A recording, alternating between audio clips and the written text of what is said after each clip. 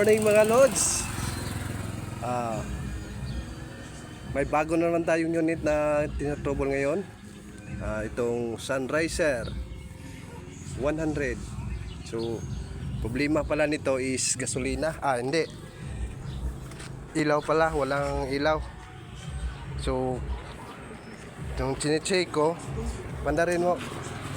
Yung chine-check ko, walang kuryente oh.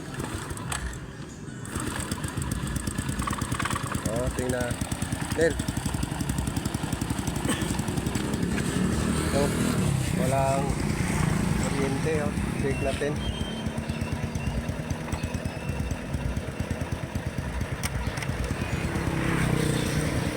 Wala talaga oh. So, ang ginawa ko dito is ano lang. Itong light dito is sa susian, ano yan eh, madaan pa siya sa susian, tapos yung susian individual, ito para sa accessories, saka ito naman para sa lighting. So ang mangyari dyan, ito lang nagkukontak, hindi nagkukontak dyan pag mag-on. Ito galing to sa baterya eh, kaya ang ginagawa ko is ganito lang. So kasi ang problema nandito sa loob ng susian mismo. So kasi bihira na itong mga pisa nito, kaya i-ano na lang natin, i-direct natin. So ito kabitan natin, ang supplyan natin dito sa accessories. So kailangan dadaan pa rin siya sa susian, kaya dito ko ilalagay para dadaan din sa switch. So pag on ang switch, main switch, so iilaw din.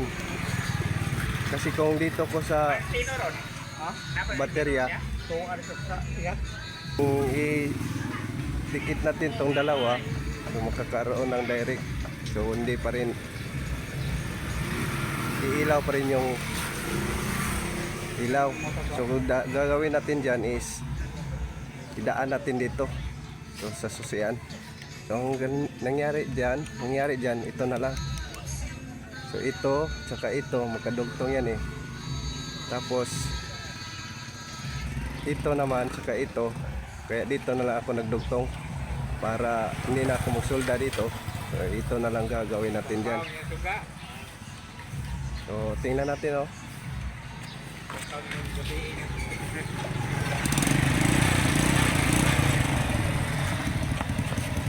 So tingnan natin oh. So ito yung galing sa regulator, saka ito yung accessories. So yun oh. Pagdating nito wala.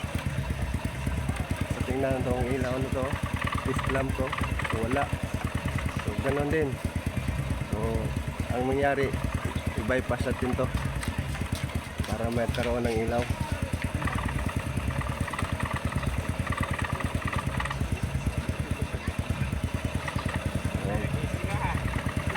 Ganyan lang yung mangyari dyan. So temporary lang ha, para ma-ano ko lang sa inyo, ma-demo ko ng maayos. So yan oh, may ilaw na. May ilaw na yung fist lamp oh. Pagdating dito, so ito yung high, saka ito yung low. So wala dito kabila oh, sa low yan, sa low. Tapos high natin. Yan. So kahit hindi pa tayo mag-testing sa ilaw, sigurado andar yan. Iilaw pala yan.